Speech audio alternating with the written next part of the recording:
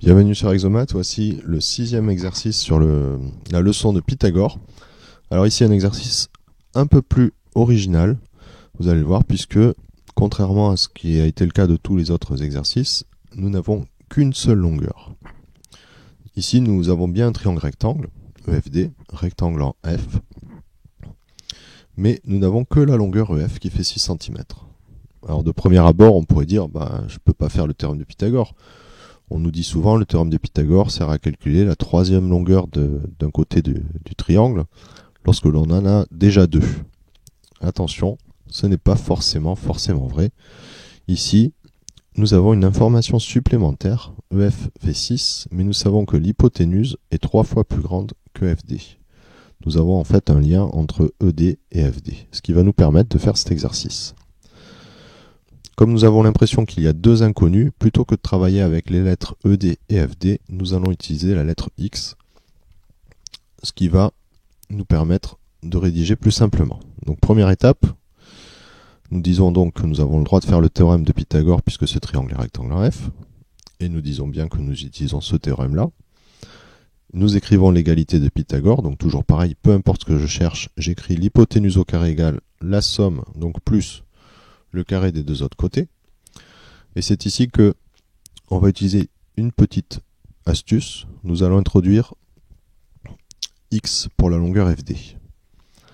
Ce qui nous permettra d'écrire la suite plus simplement. Si x est la longueur de FD, comme ED est 3 fois plus grand que FD, ED fait 3 fois FD, et FD nous l'avons appelé x. Donc tout simplement, ED s'écrira 3 fois x. Nous pourrons donc alors remplacer dans l'égalité de Pythagore ci-dessus.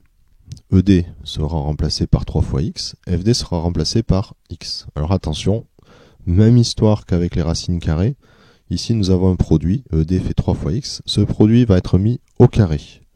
Pour mettre un produit au carré, tout comme pour mettre d'ailleurs une addition au carré, je suis obligé de rajouter des parenthèses autour de 3x. Nous obtenons donc 3x au carré, donc avec des parenthèses, égale 6 au carré, puisque EF fait 6, plus FD au carré, c'est-à-dire x au carré. Alors 3x entre parenthèses au carré, là la calculatrice ne pourra pas vous aider, donc il faut connaître la propriété qui permet d'enlever les parenthèses lorsqu'elles sont au carré et qu'il y a un produit à l'intérieur. Attention, ne pas confondre avec les identités remarquables, c'est pas 3 plus x, mais 3 fois x.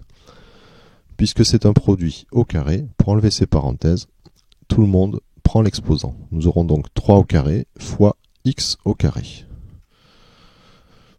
Ce qui va donner 3 fois 3, 9, x fois x, x au carré. Donc ici nous avons sauté une petite étape. Je répète comment on passe de 3x entre parenthèses au carré à 9x au carré, étape qui dérange beaucoup les élèves sur les identités remarquables.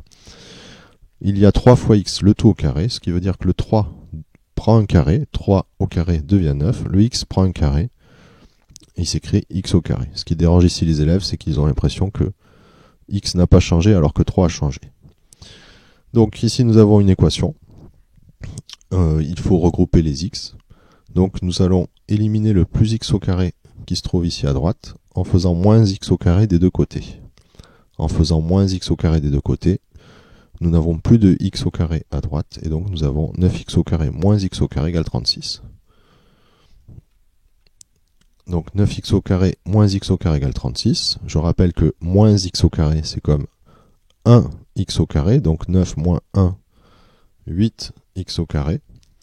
Nous avons 8 fois x au carré égale 36. Nous ne voulons pas 8 fois le x, mais nous ne le voulons qu'une seule fois. Donc il va falloir diviser par 8, puisque 8 sur 8 fait 1. Nous divisons par 8 donc des deux côtés pour isoler x au carré. Ce qui nous donne que x au carré fait 36 sur 8, ce qui donne 4,5.